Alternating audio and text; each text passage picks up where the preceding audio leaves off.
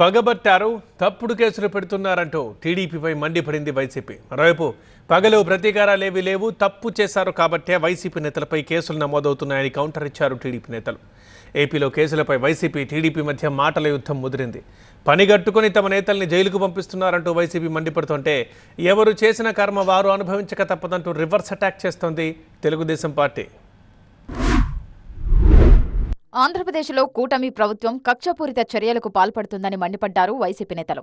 Red book పాలనలో YCP నేతలపై అక్రమ కేసులు బుక్ చేస్తున్నారని ఆరోపించారు. ప్లాన్ ప్రకారం తమ నేతలను కటకటాల్లోకి నెట్టుతున్నారని ఫైర్ అయ్యారు ఫ్యాన్ పార్టీ నేతలు. గోరంట్ల మాధవ్ మీద ఇంకా చాలా మంది మీద మాబోటులు అందరి మీద కేసులు పెట్టాలనుకుంటున్నారు. ఎక్కడ దొరుకుతామా చూస్తున్నారు. వైసీపీ పార్టీని అవమానించేలా పోలీసులు వ్యవహరిస్తున్నారని మండిపడ్డారు మాజీ మంత్రి అంబటి రాంబాబు. అరెస్టైన వైసీపీ నేతలకు ముసుగు వేయించి దోషులుగా నిలబెట్టాలని చూస్తున్నారని మండిపడ్డారు రాంబాబు. మా నాయకుడిని మీరు ఇన్సల్ట్ చేయదలుచుకున్నారా? లోకేష్ ఫోన్ చేశాడా? చంద్రబాబు ఫోన్ చేశాడా?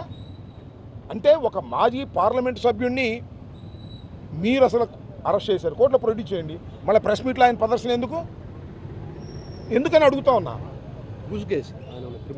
ముసుగేసి అంటే they want to insult our party. గత 5 ఏళ్లలో వైసీపీ రాజకీయ విలువలకు పాతరేసిందన్నారు మంత్రి ఆనం రామనారాయణ రెడ్డి.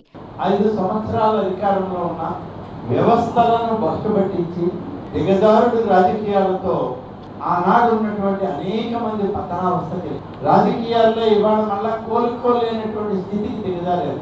అనవసరమైన కేసులు, తప్పుడు కేసులు పెట్టి వేధించాల్సిన అవసరం ఇవాటి కూటమి ప్రభుత్వానికి లేదు. కేవలం తప్పు చేసిన వైసీపీ నేతల మీదే కేసులు నమోదవుతున్నాయన్నారు మంత్రి ఆనం.